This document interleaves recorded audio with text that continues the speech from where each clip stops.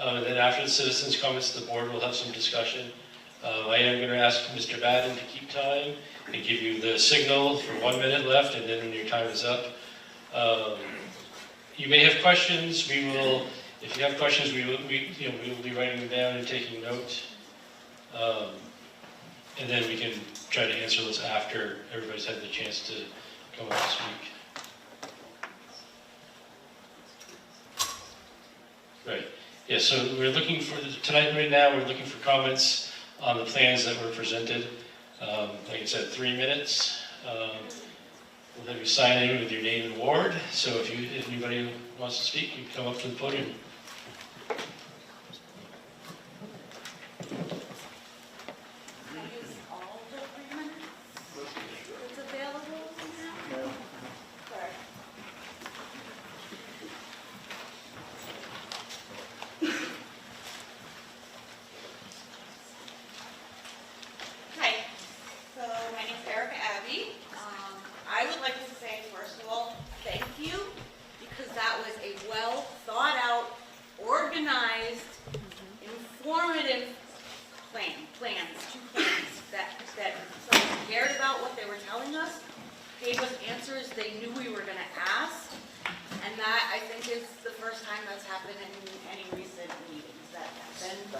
Presented to us.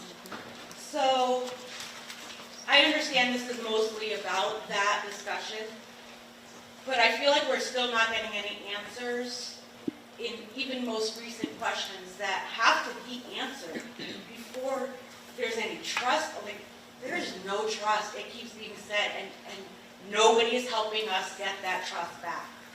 I would like to know the answer that was brought up last week on the interns. This is a small community, rumors fly. Do you have those answers? Are there 2 interns that now the rumor is making $80,000? Is that a true statement? Did anyone look into if they have connections with the past administration, current administration, whatever? Did anyone look into that? I feel like that was a really important question. Stealing my line. I know, but it didn't work for you, and it's not working for me because nobody looked into it, I'm guessing. Wouldn't that be important to find out right away?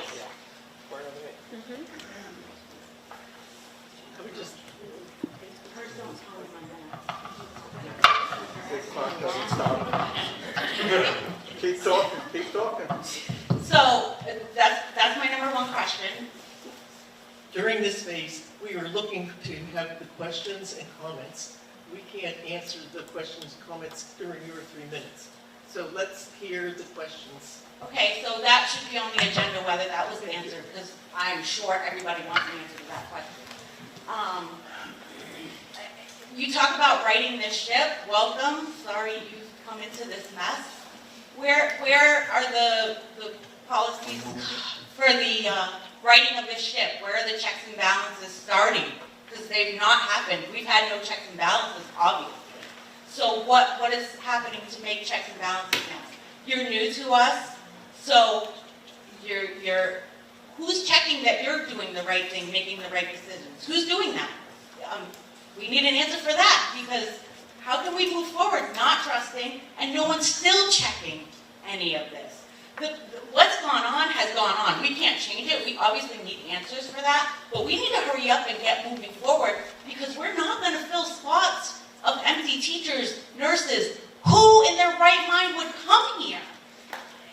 If we lose any more, we're so detrimental now, there's nowhere to go. I would think someone was crazy and wouldn't want them with my kids if they came here. What's your goal? Why do you want to come here? That's what you should ask them. With everything going on, why do you want to be here? So, can I just, one more thing, because she stole 30 seconds from me. When this all started, 700 people were coming to this meeting. 600, 500. Now what are we at, 100? Where are you? Hi at home, show up. This is your community.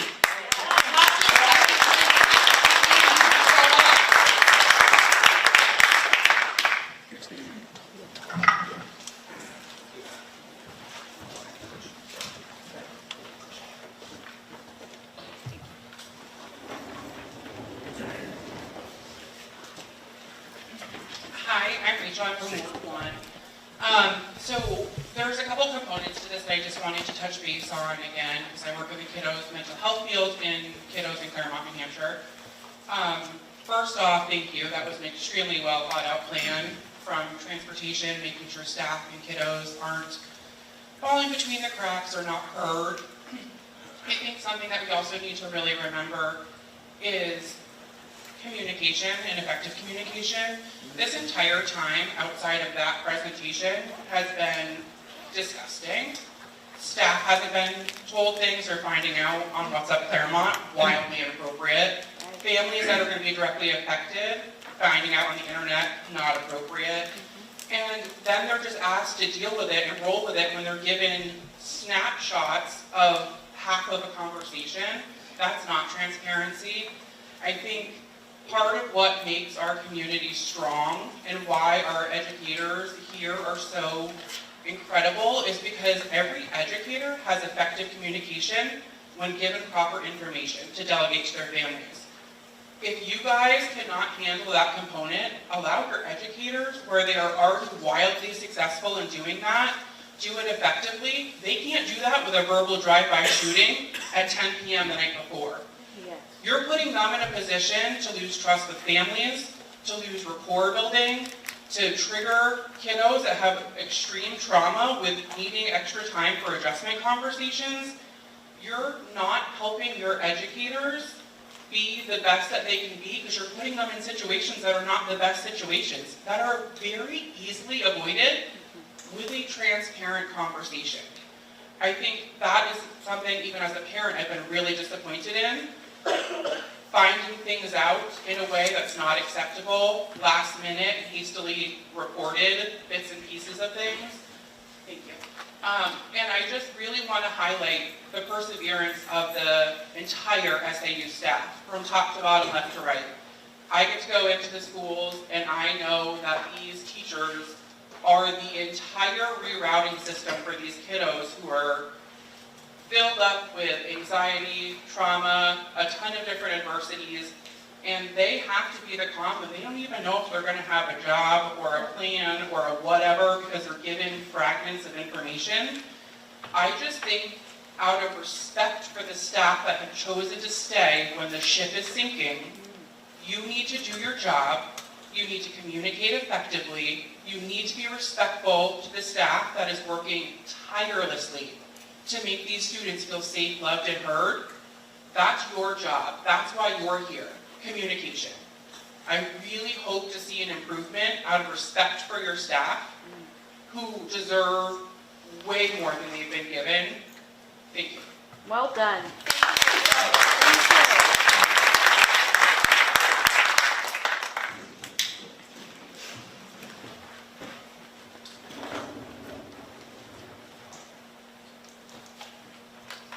Van Holder, Ward 2.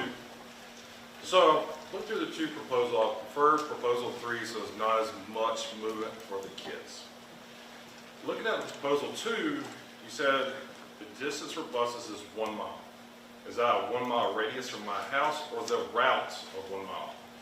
My house is 1 mile from both schools, radius-wise, but route-wise it is not. So how does that work for y'all? Like, I need to know that information. Like, is it route-wise or radius-wise?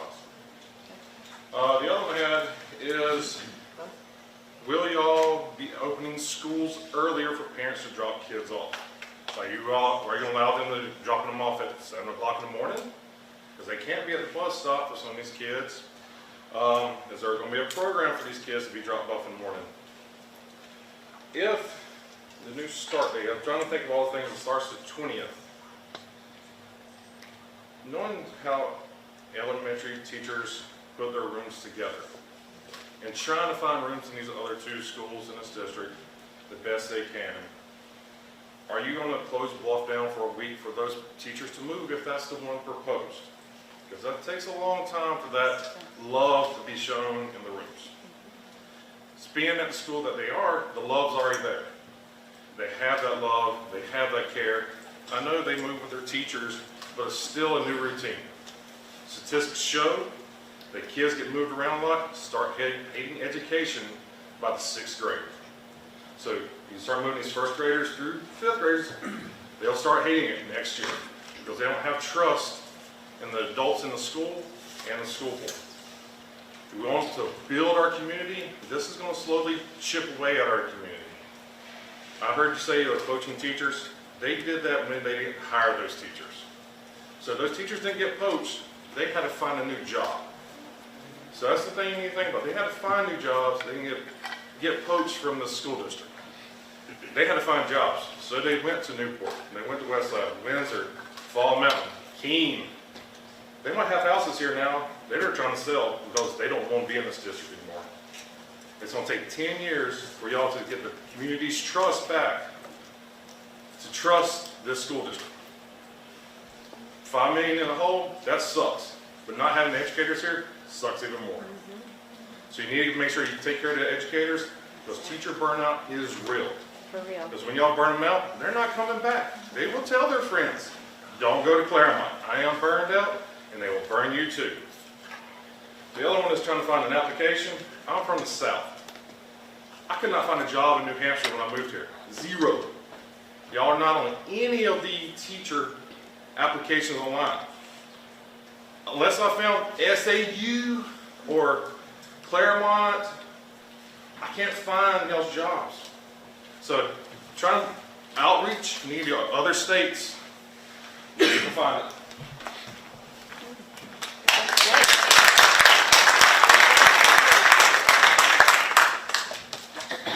My name is Heather Liberty, and I come up with a plan that I'm surprised nobody else thought about.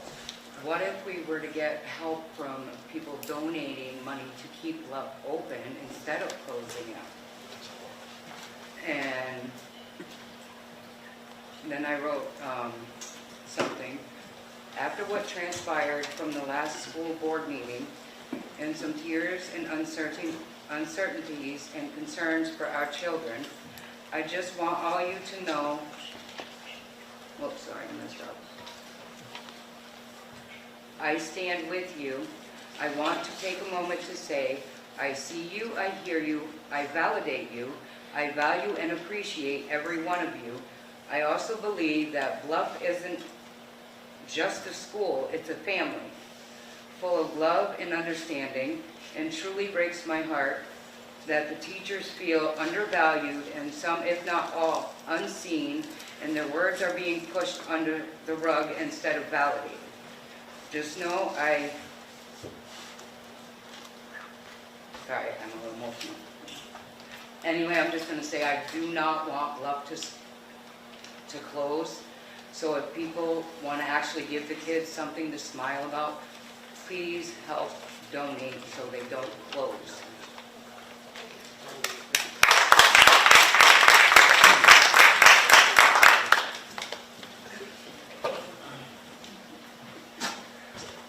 Ward 3. To start with, congratulations on your new job. And for all you people that are here and the ones out on TV land, the new proposal from the principal was, I think, accepted a lot better than, and no disrespect for the guys who were up here last week, but you look like the three students. No answers. I've told you several times, show your work. These people have done the work and shown the work.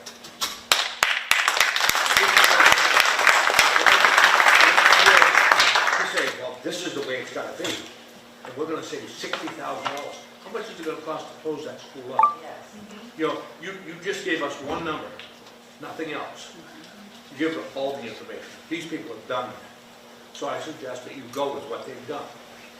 Thank you.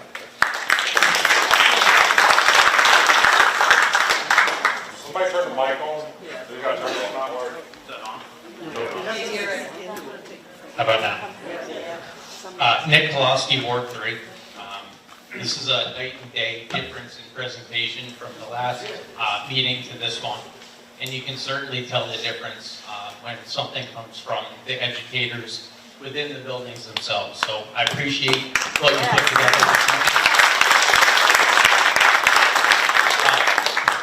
That being said, I don't want to put you on the spot collectively, but in the options presented, is there one that you were suggesting to the board this evening? I didn't really get that answer. I don't know if you want to answer that later, but to me, and probably the community, it's important to know what you're thinking in which one you would recommend. I just finally want to say to the gentleman that records these and broadcasts this, so the people that even aren't in this room can watch what's going on. I appreciate your work. It happens to be Josh Nelson's birthday this evening, so happy birthday.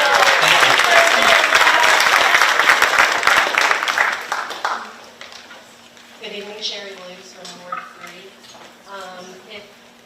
If you could just scroll down just a little bit, and the problem statement in both of the principals' proposals do talk about the operational concerns, and so I just want to encourage the board as you're making your decision to make sure that while we are in the situation we're in financially, that you consider the best proposal that will work toward fixing the operational concerns. In light of that, I'm curious about the $60,000 in savings, which I understand is the dollar figure if it happens in October. And so I assume that savings decreases if it takes longer to happen. But my question about the $60,000 is that actually any kind of impact in the financial situation? When we're talking about, $5 million in debt, $1.8 million in deficit, budget deficit, does $60,000 actually have an impact? And because you are trying to balance all of these facts and considerations in your decision, but that was a question that I had. I noticed that both plans require the hiring of the special educator consultant, or that's not the right word, but that role.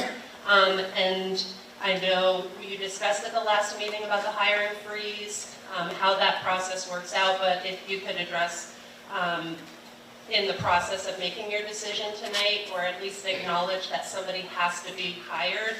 It does seem to me that if both plans require it, that it may be the situation that we're right now don't have the number of people that we need to have. I do want to mention the last couple of meetings, there have been missing figures from this table. And in the beginning, like when Ms. Crawford was away with family, people let us know, and we really appreciated that. It brought to our attention, because again, you are working to build trust. The change in the superintendent while it was posted, and so I came to the meeting aware. I'm very surprised that last week's figures are not here tonight, and there was no mention of them. I know they're still working, they've gone back to their positions, but they were a figurehead last week, and they are not this week. So that kind of communication, at least very simply, this is why so-and-so wasn't here, just like you've done in the past. You have to continue those kinds of things to continue our trust. And lastly, talking about creative community engagement, as you are looking at getting funding or quotes for moving and things like that with the community and the support in the different areas that we've seen, you might be able to get some creative community support with moving the schools. Very good.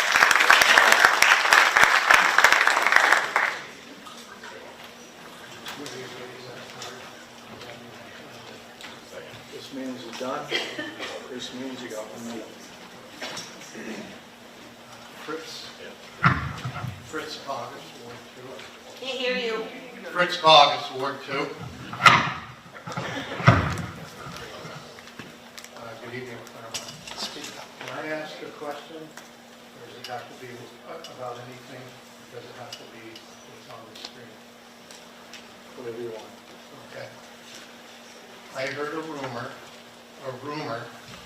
that after the assassination in Utah last week, a Claremont educator, had made comments to her kids. Again, rumored to be inappropriate. I want to know if you can confirm that happened or not.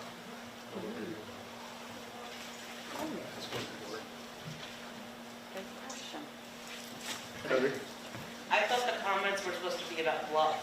No? That's why I asked. We're taking Yeah. questions. That's why I asked. That's If they right. said no, I wouldn't have asked. Okay, I'm gonna change the subject. Okay. Go, Leslie. No, school. Not gonna talk about that. It's gonna be. Leslie Peabody, Ward 1. My kid's at Bluff, and I have another student I'm a teacher, so I'm saying student all the time. My son's in the middle school, he also went to Bluff. And I have many friends that also go there. So I really hope, for the sake of everybody here, and the sake of all the students at Bluff, and the students at Maple and Bismarck, frankly, that you have not already made up your minds about how you're going to vote tonight. So we seem to be focused on one school, but we should really be focused on the entire district, okay? At this time, I understand, and I could be wrong, so I want clarity on this before you vote. I understand that we have 1 or 2 special educators at Bluff. Is it 1? Is it 2? Because last we knew we didn't have any. From what I hear, we have 2. Just go with that, Tammy, I see you. That really needs to factor into your decision tonight. It's Mike, right? To Mike's comment about being poached. Michael, close your ears. We get poached, quote unquote, all the time. Like, that's an educator's life. You get all to go teach somewhere else. And I think if that was the case, so many of us would already be gone. Because it's happening everywhere. So, we're here. Ta-da. Saving $60K isn't worth moving all the staff and students. So I really encourage you to please choose proposal 3 so that I don't have to change my life and my daughter's this year and then again next year. Because I know, and I can guarantee that based on history, once you close Bluff, you won't reopen it. That's right. Yeah. Okay, so what about maintenance costs when it's closed? Okay, if it's going to be a bus stop, which I love that idea, but if it's going to be a bus stop, will the school stay heated and open? There goes your $60K. Moving costs are going to be significant, and then, okay, thank you. I made it this time. Is this about money, all right, or is this about the students? Because this should be about the students, right? It should be about the students and the staff. Keep them where they are until you know what's happening with our budget, okay? And then come up with a game plan. Please don't move them, and move them. It's exhausting. So that's proposal 3, please. Thank you.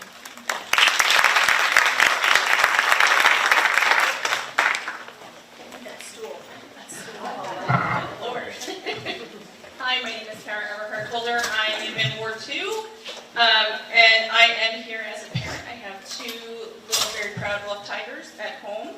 I also am in a unique position that I am an elementary school teacher in another district, so I can see that side of it too. But my history is that I taught somewhere where I had 25 kids on average. There were 4 or 5 other teachers, 600 kids in the school, and had we stayed where we were, our children would have had names on a data wall somewhere, and folks would not have really ever gotten to know either one of our children. So we decided we wanted to move to a quaint little place in New England, where I did my student teaching in New Hampshire. Finally convinced my husband to move here. We moved in the middle of the pandemic, which meant that my children knew nobody. They played with only each other. I sent my little teeny tiny kindergartner off with a big backpack and a mask, and just was like, there you go. And she got a brand new kindergarten teacher. Really nervous mommy. Came home, mayor of Bluff, loves her school. Taught her 3-year-old sister the Bluff cheer, which we do all the time at dinner. And if you have children in Bluff, I know all about everything, because all they do is chat with each other. The teachers there are phenomenal and amazing. And it's exactly what we wanted for our children. I really think that it would be incredibly detrimental to our children to move them. I understand there's a budget crisis. I understand that nobody really knows what that all means at this point. But I do know that if there are 2 options and one of them is keeping our children where they are, please do that. It would be a humongous relief. We are having sleepless nights. We are very stressed out at my house. Our children are having to deal with the impact of adult decisions. And I would like that impact to be one decision less. I would like them to stay where they are, and I would really appreciate it if you chose number 3. Thank you.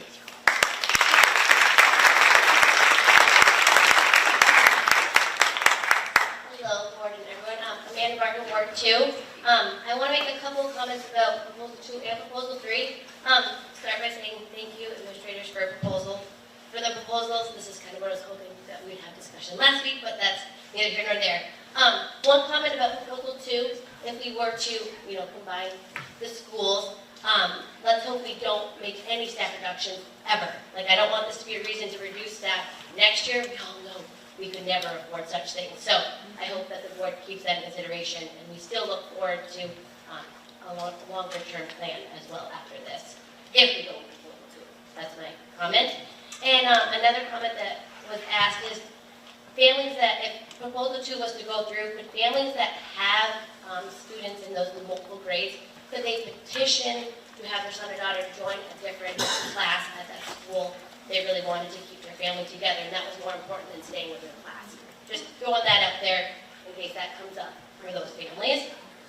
Now, I'm actually more in favor of Proposal 3, because like we've heard here, it's less impact on the students themselves and that disruption. So I have some clarifying questions I'm hoping that you guys will discuss for me. Are the case manager numbers more equitable? I was having a really hard time. I misread the proposal at home, so thank you for the clarification.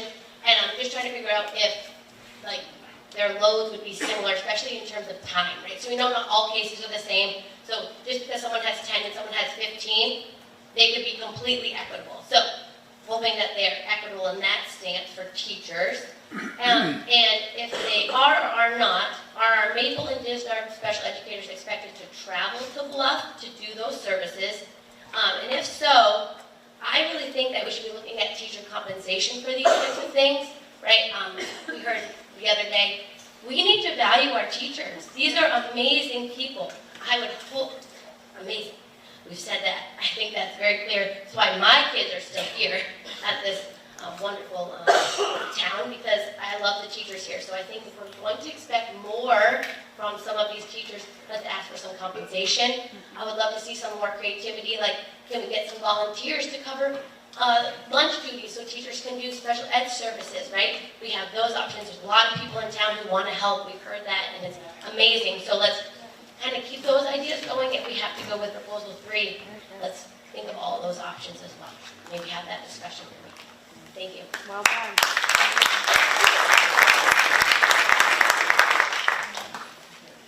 Hi, my name's Jean Allen, Ward 1. Thanks everybody, and thank you, Terry Kennedy, for stepping up. You're really brave. I'm a Bluff school teacher. I've taught in other districts around the state. I've taught in private schools. I raised my kids here in Claremont. I'm not a Claremont native. Lived here 22 years. And we started this school year under a great deal of duress.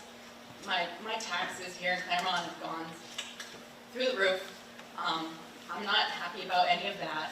But starting the year so rough and looking at the year, projecting sort of the changes we're going to go through as a district, very likely, it's going to take some strategic planning to make the likely changes, a very likely reconfiguration of the whole elementary situation.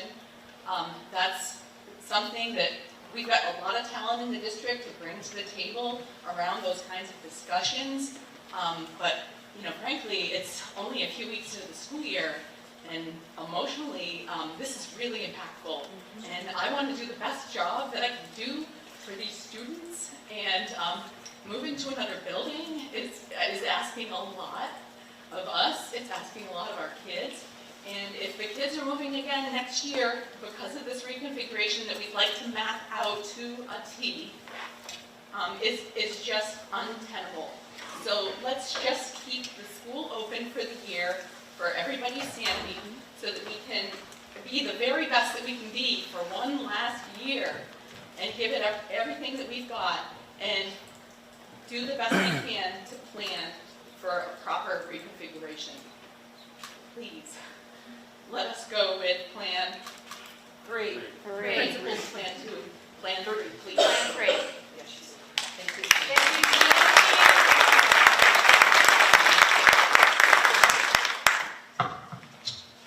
Matt Beam, Ward 1. I think this is the last time I'm going to talk for a while. First thing I'd like to say is kudos to our principals. That's how you come up with a plan. That's transparency. Good job, guys. Second, Melissa Lewis, even though I don't work here anymore, I'm a Claremont educator at heart. I think you know that. All right. So I would like to get up here to advocate for Plan 3. I worked at Bluff School for a school year. I think it would be proper to give it the proper send-off. I think we all understand the inevitable, right? I think it would be proper to give Bluff a proper send-off. It's a strong community. The teachers believe in it. The school's fun to be at. Like, I have very fond memories from when I worked there. I think it was 3 years ago, 2 years ago, something like that. So I think Plan 3 is the best way to do it. You won't uproot kids from their school in the middle of the school year. I think we really should consider Plan 3, although Plan 2 is way better than last week's was presented. And one more thing that I want to say, I want to look at our new interim superintendent, Gary Kennedy. I want to say thank you. I am ecstatic to hear that this school district has some new leadership. As a special education teacher myself, I'm now working in Windsor, which I'm very happy. I was basically told to go away. So I just want to advocate for, listen, if there's a problem, listen, operate with due process, like stuff like that, That's just what I think the people in this town need. Face-to-face conversation. If there's an issue, that's what I would advocate for. And, I'm still a member of this community, and I care very much. So thank you for stepping in. I appreciate that very much. That's all I got to say.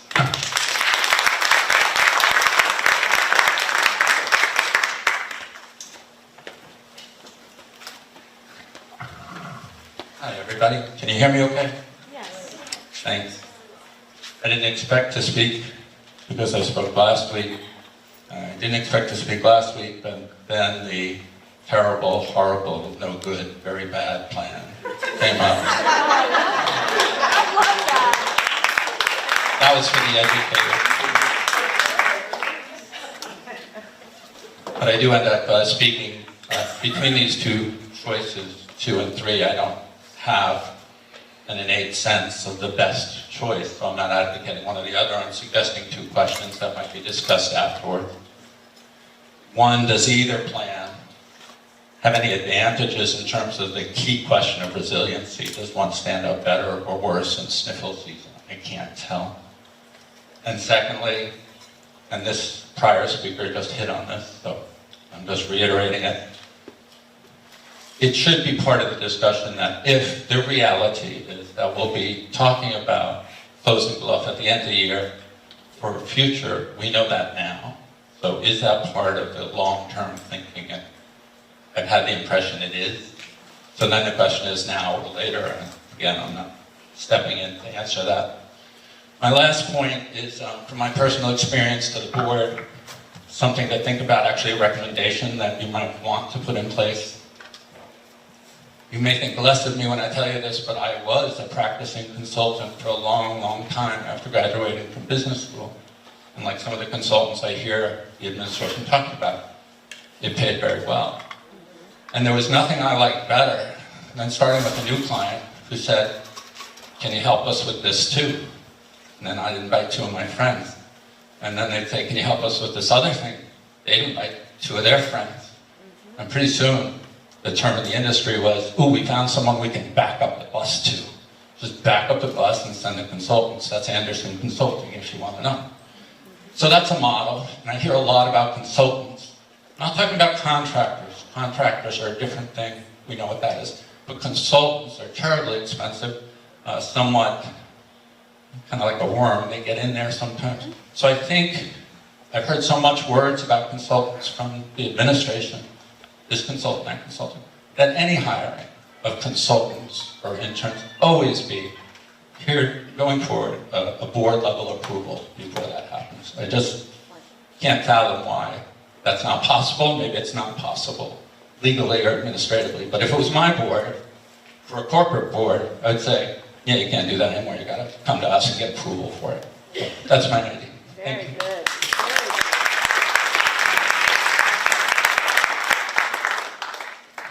Good evening, I'm Charlene Lovett, Ward 2. I am a product of the school district and a product of this community. And I can't say enough how proud I am of our administrators tonight, who not only showed us a plan that is viable, but it is excellence that we all strive for.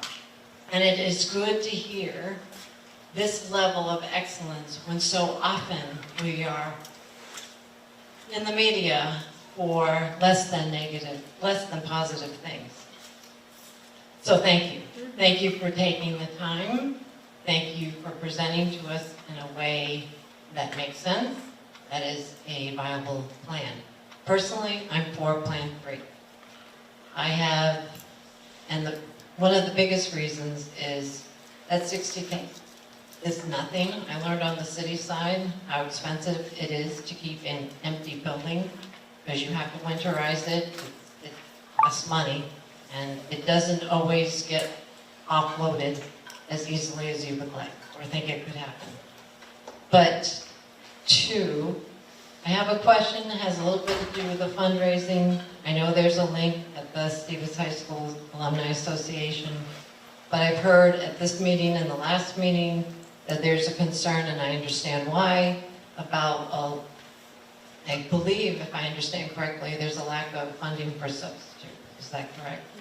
And if that's correct, then why aren't we fundraising for that? Good question. Because people are going to get sick, and we're going to have options. And finally, a couple of meetings ago, I brought up the suggestion of going to the state. It's going to probably take legislative action. I hope that initiative doesn't die, because it's worth a try. And as we have seen tonight, we were dealt a difficult, very difficult situation, but we have the talent, we have the people, we have the fortitude to fight our way out of the situation and come out stronger in the end. Thank you.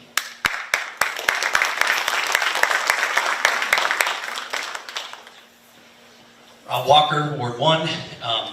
I got a little spun out with Mr. Angel's comments earlier about, obviously the poaching and just how thin, razor thin this is if somebody gets the flu. Man, I wish I knew how thin. Like, who are those educators that are so critical? All of them, actually. All of them are super critical. But as sitting here in your new position, really one of those tasks has to be making sure that those educators are contacted, communicated with, and healthy. Not just from the flu, but taken care of from this point forward because they're beat to hell.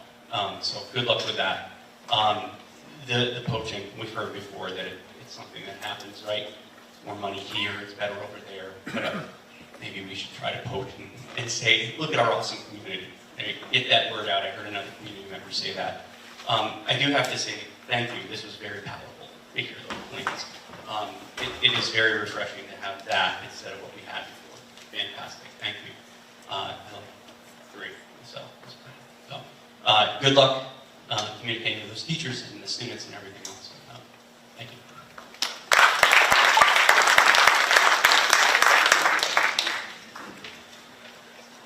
Hi.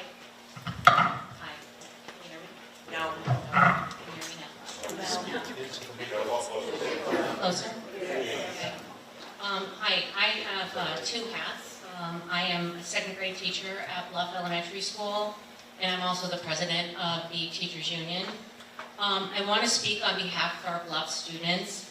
At this point, children are scared. We're beginning to see trauma in them.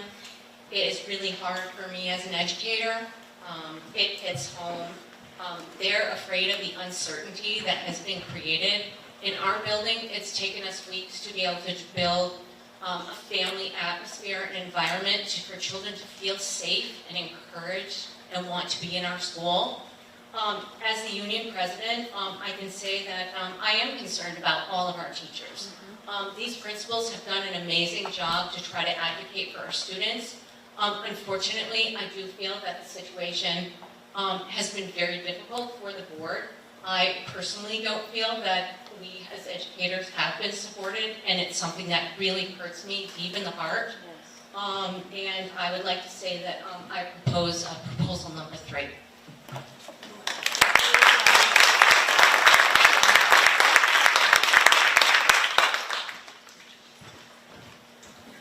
Hi, my name is Tracy Simmert Hansen, and I'm from Ward 3. This is my grade. I'm terrified to be up here. I've been a resident of Claremont, New Hampshire for 50 years. I graduated from Stevens High School in 1991, and that was the year we lost our accreditation. I vote for number 3, if I have a say. However, I'm very concerned about our district. I have a couple pages here, but I think the 2 things that I would really like to talk about most, I'd like to know what the plan is with Medicaid. We stopped billing Medicaid. In 2020, 2021, we were reimbursed $623,085. In 2021, 2022, we were reimbursed $724,757,000. In 2023 and 2024, we were reimbursed $828,882,000. Last year, we had a new director, probably not as familiar with Medicaid billing as the director that he replaced. However, we were still able to collect slightly over $300,000 in Medicaid reimbursements. We did have to return $70,000 due to audit findings. Are we okay with not billing Medicaid and not pursuing these revenues with our current cash flow problems? And I really hope to talk to Carrie tomorrow about the other issues. Good point.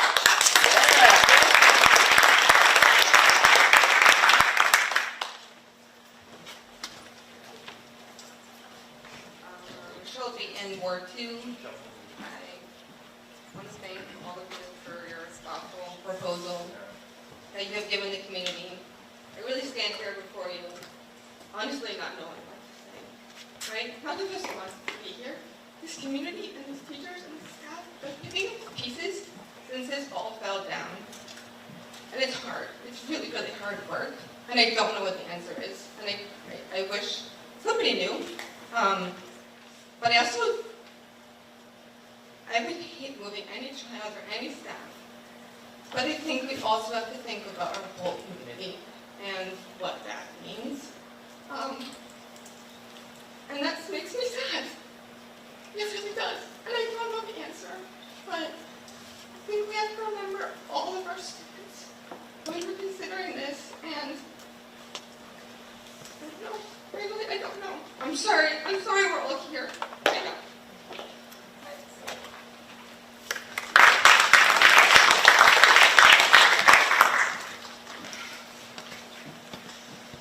Hello. My name's Brad Holman. I'm from Ward 3.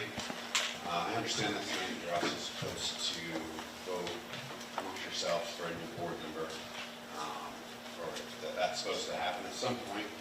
I'd like to withdraw my name in favor of Mr. Glover, since he's put himself forward there. And with the notes as far as this goes, the money seems to be a little bit of a bonus that we're kind of putting into these proposals. From what I understand, it has everything to do with having the amount of educators for special needs. And until that problem's solved, you're going to have some solution. So I do agree with one of the former speakers, I don't remember her name. It looks like we're closing a school based on that one need for the current season, and that school will never reopen for some means of true poaching when it comes to the money. So it really seems like a bad option because the teachers here are not going to see this as a competitive place to be or to come to with the class sizes that we have. And the facility's falling apart because we've already cut all maintenance. And then you're also going to need some of that maintenance to shift over and take care of the school that hopefully you must be planning to sell. It seems like an incomplete plan all the way around. The problem that's creating it is making the district very, nobody wants to stay, or nobody's sure if they're going to be able to stay.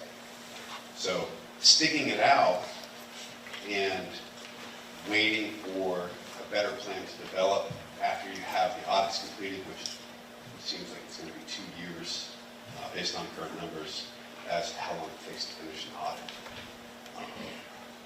And it doesn't look like you're going to come out at $5 million.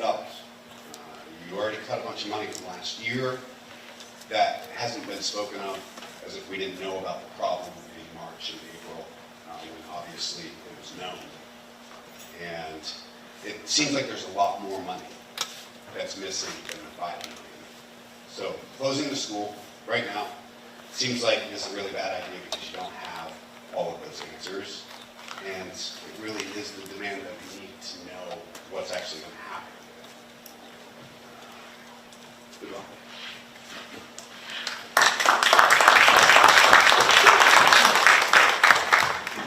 Tracy Cigarette Hansen, Ward 3, one more question.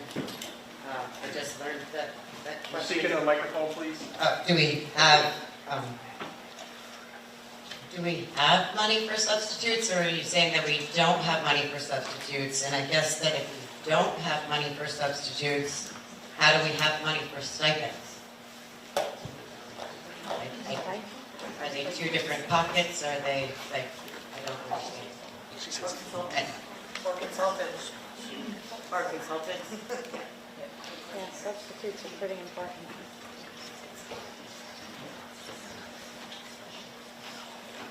So I just wanted to add a little bit of one more thing. Now is the time to make sure we are doing all due diligence. We want to hold people accountable for what has happened, but more importantly, we need to hold accountable moving forward. We cannot accept any applicant to just fill a spot. We should not be hiring the crap out there because we're desperate. We will just be right back here and unable to appreciate what we have already. We need to make sure we are dead set vesting these people, finding out, why they're not where they were before. Even though we've been warned not to take people that have come from bad places, we still do it. That has to stop, now. We have to figure out renegotiating contracts so the citizens aren't getting screwed in the end. And I know you're not going to answer me, but I do want to, what is coming of the whistleblower situation, because it sounds like there might be more now. And I understand they're all looking for some legal, making sure that there's no repercussions for them. But I am concerned about their legal actions that might be taken, losing their jobs, whatever. But we've been legally screwed as citizens by the education provided by, I feel bad for you all, because I truly believe you guys are trying to be transparent, but I don't think you can be because you're not being told the transparency. You don't have the facts to tell us. So we're looking at you like you're bluffing us. You're being bluffed. Every time something new is coming out, it's coming from the administration, the SAU 6. You guys, meet once a week, like you said, and how can you possibly have your facts straight? you're not even getting true facts anymore. And every time they come, last week was such a waste of time. What a waste of time that whole thing was. And who brought that about? I mean, the way I understand it, you guys are our voice. You gotta start putting pressure. You gotta start getting answers. Yes. You've gotta be asking the questions. Because we cannot. We're not gonna make it out of this, okay? And the future is ugly if we just keep making the same mistakes.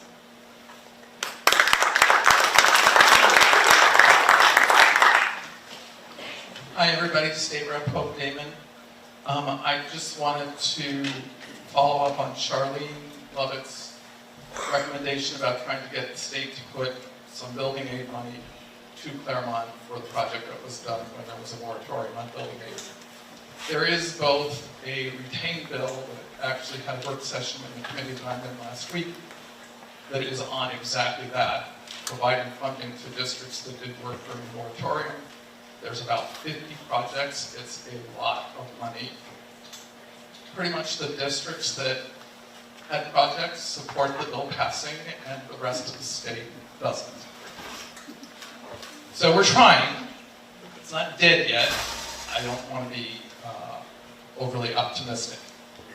That bill will come out of committee within the next 6 weeks and will be voted on at the beginning of January. I am submitting tomorrow a bill for the next legislative session that will be specific to just Claremont, and we will try very hard to encourage people to think, if you were Claremont, would you want a little handout from the state? So, Charlene, I hear you, and we're trying. And in regards to the accountability, there are a number of bills going forward. Some of the work is bipartisan, which is awesome, to require the audits to not only be done and submitted to the Department of Revenue Administration, which is already in statute, but they have not been consistent about requiring districts who haven't submitted that to do so. So we're trying to put some more strength in that statute. Also require that the audits go to the Department of Education, and the Department of Education provide oversight if districts have significant deficiencies in their audits.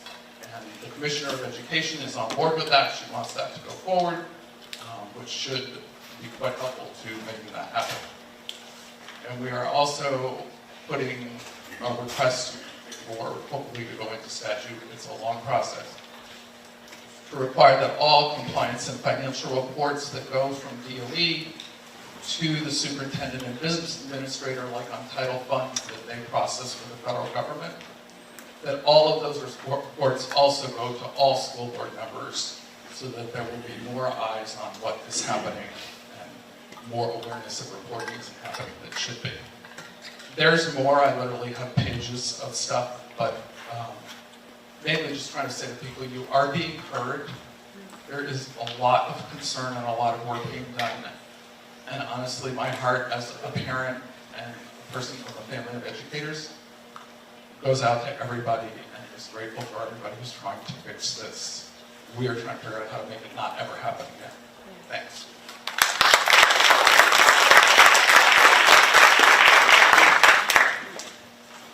Hi, I'm Heather Dombrowski. I'm from Ward 3. I don't have a elementary school student anymore in the school. I have a freshman in high school. I had zero intention of speaking tonight. But I'm just wondering, I've spent the last 4 weeks here. I think this is the 4th meeting I've been here. I've made a commitment to be here because I think it's important. I think it's important to be here to support the teachers that are here and the principals that are here and find out what's going on. What I found is that we have no real updates on what's happening, where we're set, the status of what's happening with the audit, where we stand at this point, if there's going to be a status of, are we going to have to close the school? How far behind are we? Do we, have we made any gains? How bad things are? I think people are not invested because we haven't heard the status of where we're at. And I think it's really important, if we need people to be engaged and need to fill these seats, we need to get these critical updates out there more often to get people back into these seats and get people back into being engaged. Because if we don't get them out here, they're not going to be here and they're not going to be involved.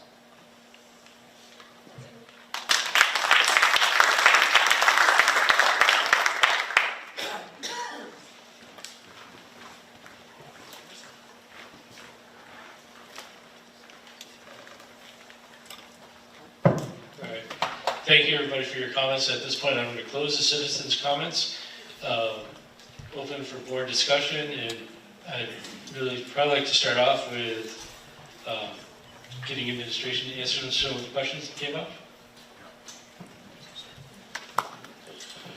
All right, I just want to make it, some of the questions that came up were really good about whether this is a financial move or whether it's capacity. Capacity was a great word for this. This is about capacity.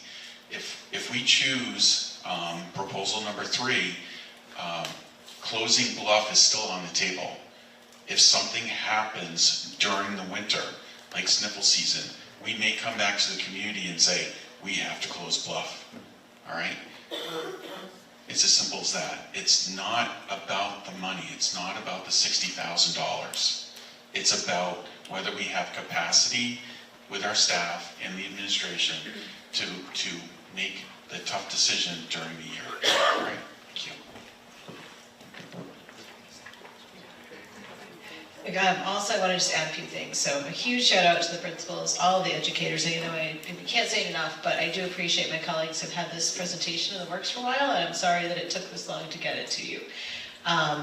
I am working as fast as I can. A week ago, I wasn't even a consideration for this. So we will try to be more transparent, and I hate to use that word, but at the same time, it's exactly what we need to be.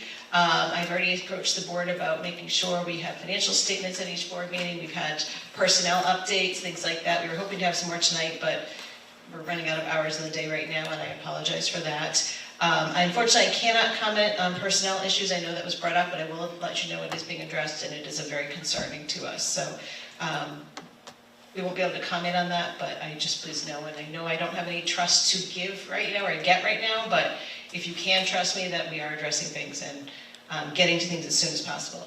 Absolutely fair, we're working on an organizational chart so everybody knows who reports to whom, what's happening. Again, I know it's hard to ask for a little bit of grace, but if you can give me a few more weeks just to get everything going, that is something we definitely want to make sure. Also to the job piece, I had a hard time finding the job application myself, so it is very fair. I'm not saying we're going to go out and engage in school spring, but I know that there are other venues that we can look at to make sure folks know that we're here. There are a lot of things, and I'm trying to cover as many as I can remember. I definitely know that we want to make sure that people understand that this is more of a, not so much when, but it's, or if I should say that Bluff is closing, it's more like when and when we can make this the best decision. Nobody wants this, I just want to preface that. However, it cannot be sustainable for, years and years. So that's something that we need to look at and how we can best address that. As Mr. Angel just said, it may not be, this is guaranteed, if we say go with option 3, that it's definitely through June. And that's a hard reality to hit base too. So we want to make sure that that's absolutely clear ahead of time too. I'm trying to look at some other things. I will definitely get some more of these right now, if there's anything I can address right now. The donation piece, again, it's more than just that. We are looking at subs, maybe Mr. Angel can answer more about the subs, but it's definitely on the table. We were looking at that, trying to make sure we understand. I have my own staff still at the middle school, and trying to be fair for that, we're trying to cover everything we can possibly, because it's not sustainable. We're seeing closer to the sniffle, flu season things now, and it's only September. We want to be fair for that, and absolutely, I tell everybody family first, so we need to make sure we abide by that, and understand that it also impacts other parts of the school too. And I appreciate, again, huge personal shout out to CMS. They are working hard and trying to make everything work and get everybody, really as safely as we can. Let me just look if there's anything else quickly. We absolutely hear you on the stress number of students, things like that. We're trying to mitigate that as much as possible. Again, I'll let Mr. Angel speak to the sub part, but it is real. We appreciate, and again, just all of our community agencies stepping up, and I appreciate everybody really offering to do what they can.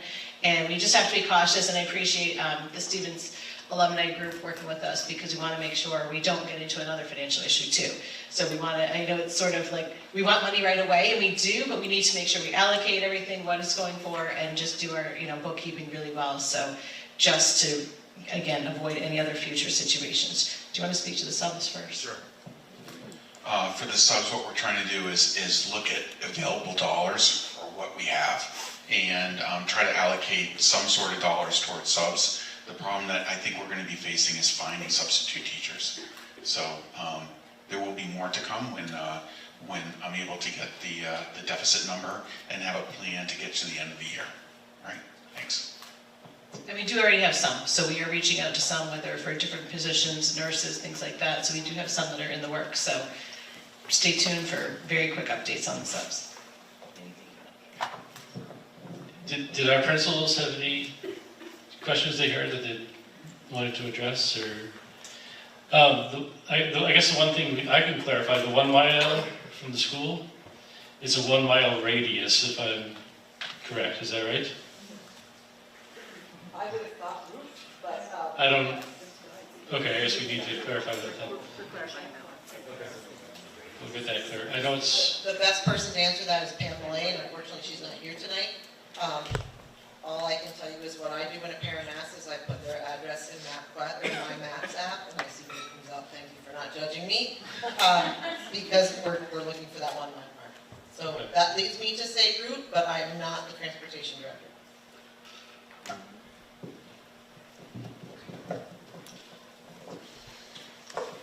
I also want to thank the principals for the work that you've done, and your staff, the people who are here, who are hanging in and getting us through this. We have to get through this, and we will.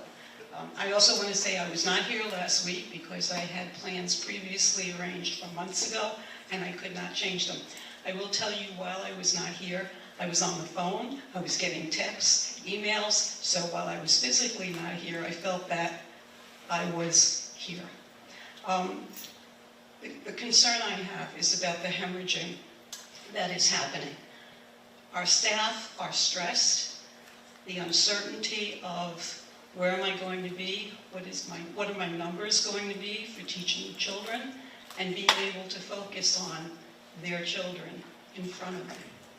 The way I see the second plan, the quote principal's plan, is that we're just moving, I shouldn't say just, we're moving the geographic location.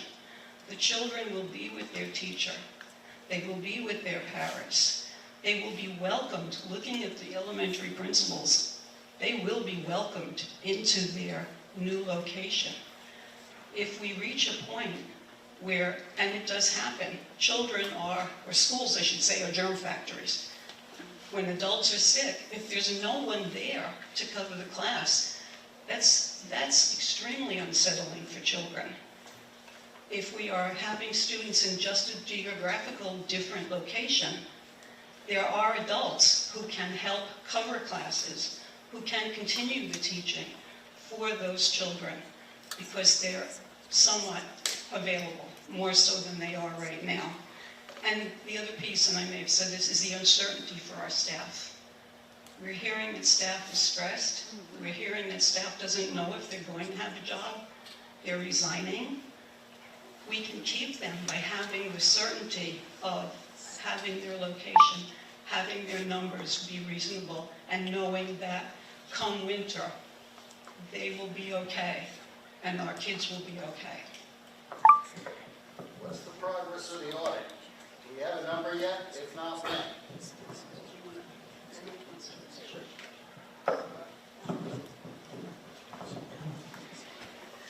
Who asked that? Okay, so I'm 60% of the way to figuring out what the deficit is. I promised to have it done by this Friday. Unfortunately, trying to work on the plan here, I wasn't able to do it. It's going to be Monday or Tuesday.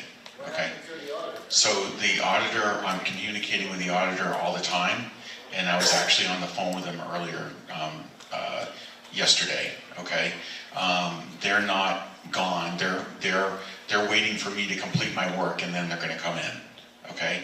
Now, also, the state is coming in and doing some audits, so we've had to do some program audits, and that is more unusual than I've seen in other school districts, because they're also concerned. Also, the Department of Revenue Administration has been calling me often, okay? So there are a lot of people looking and auditing the school district, okay? Did I answer your question well enough? Because that's an important one. Yeah, appreciate it. Okay, thanks.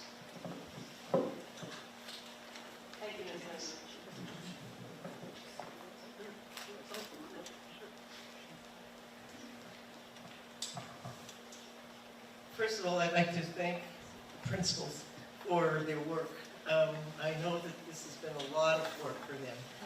It's been a lot of work from the very beginning to keep their students and their staff together and on task and not get discouraged. And cheerleading is exhausting.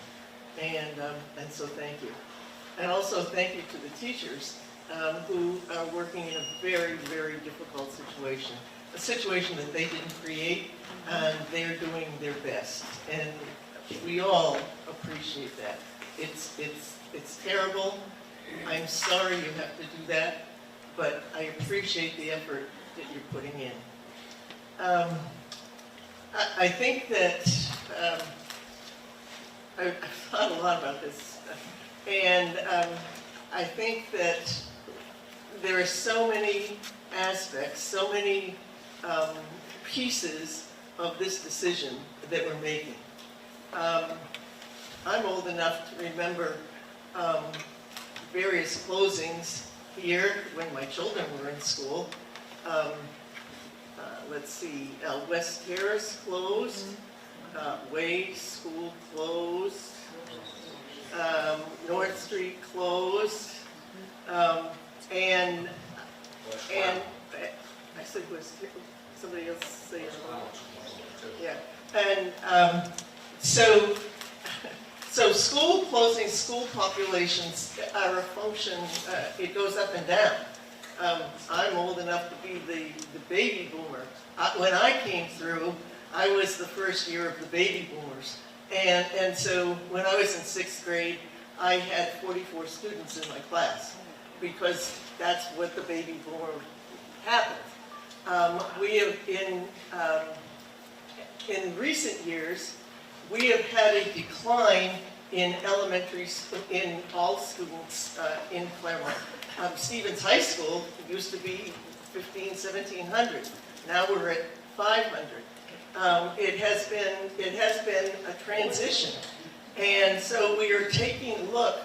we're trying to weigh giving the students the most responsible, the best education we can, while being responsible to the taxpayers to do it in a most equitable way financially.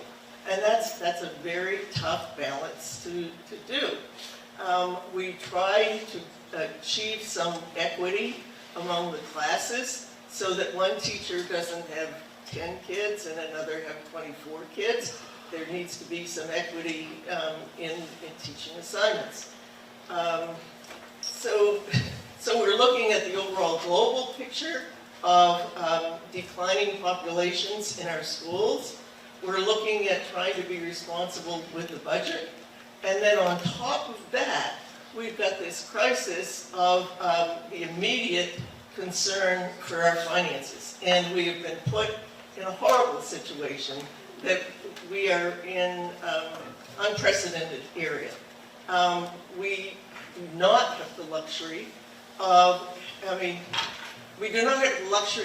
a 2 to 3 year process of analyzing and having you all participate in wonderful parent-teacher community forums to talk about what's the best way forward.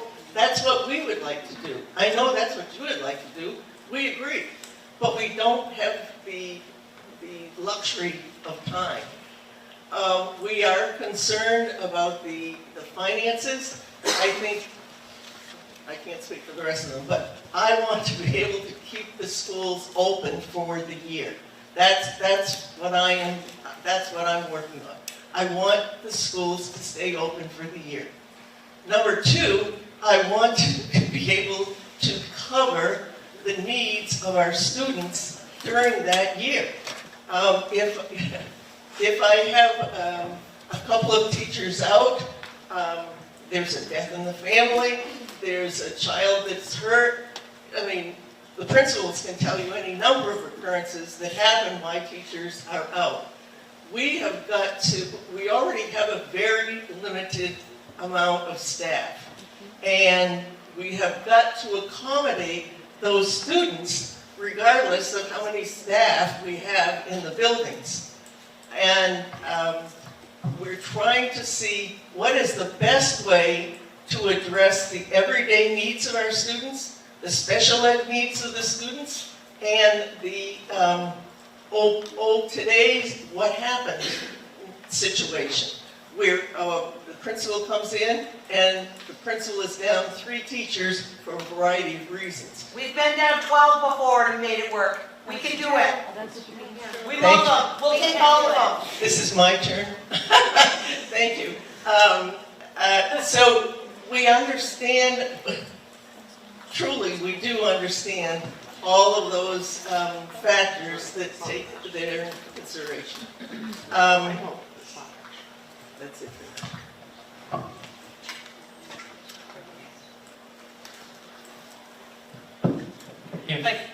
Go ahead. I just want to add on, I am working with Tammy Yates and Karen Ladd from the SREA as well, and the NHEA as well, just to make sure that we represent all the faculty and staff, and I appreciate that all of the work that has been done, and I apologize on behalf of any previous administrators that may not have included you at the table. That was remiss of us, and we will definitely make sure moving forward that we include all of the union representatives if possible, to make sure everybody's represented as well as possible.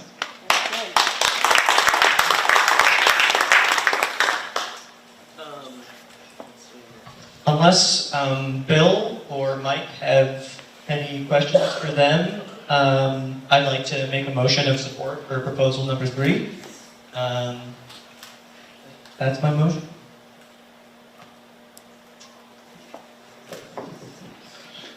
Lauren made a motion for to support proposal number 3. Do we have a second on that motion?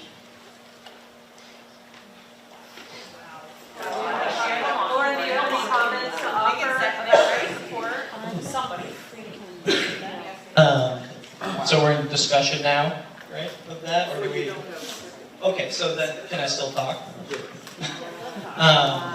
I think the big issue for this is substitutes, and if we can get money in the substitute budget, then it seems proposal 3 covers the special education needs. I think the one thing I'd really like to see is a number value attached to the contracted service for this, not a consultant service for this. But I do think it is probably much more desirable to pay that value than to let these students go without help and being unable to hire. So yeah, it doesn't make sense to me. Again, I think a lot of what I said last week, the reason I didn't say much tonight was because I said most of my thoughts last week and I don't feel like much of them have changed since then. It doesn't make sense to me to say that certainty would be any part of either of these plans, so I think that's a pretty disingenuous representation of proposal number 2. I think the biggest piece of uncertainty there is the amount of teachers we heard who would not, either would not follow, would not support, or just would be physically and mentally incapable of the task we were asking of them. It doesn't matter if those 25 students go to a classroom if the teacher who's supposed to meet them there is not there. Thank you, Lauren. Thank you, Lauren. Thank you, Lauren.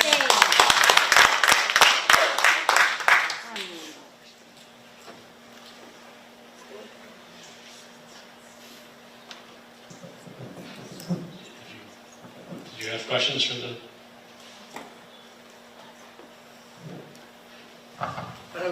What I was asking Mike was, at what point do we want the principals to make any further comments?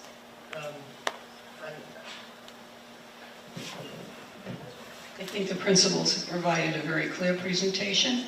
I think that you offered the options. I very much appreciate that the first option was taken off of the table. because of the chaos that we would have experienced and the disharmony for adults and kids. I again want to reiterate that I think with option 2, none of us want to be here.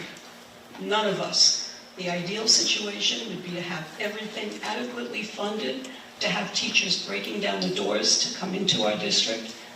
We're not there yet. Hopefully we will get there for the quality that we can provide children.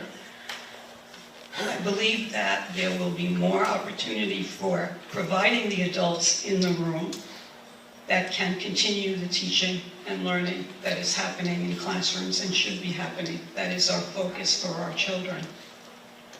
I've been in the classroom. I've been in your shoes. I don't like being on this side. I can't imagine what all of you are going through. The reality is we are here. And these are the hard decisions that have to be made. You need to advocate for children. That's right. That is what we need to do. These are the poorest neighborhoods in town, and they're the ones taking the hit once again. We are asking for you to All right, let us all right. do this till June. Yeah, Yes. So, Have some heart. These poor kids. so yeah, citizens' comments are over at this point. What I am hearing from our educators, or a number of the educators in the room and the administration, is the concern of if there's illness or someone's out, having to shut down the school, having the We've never done that before. I have a question on what are the regulations, the stipulations to become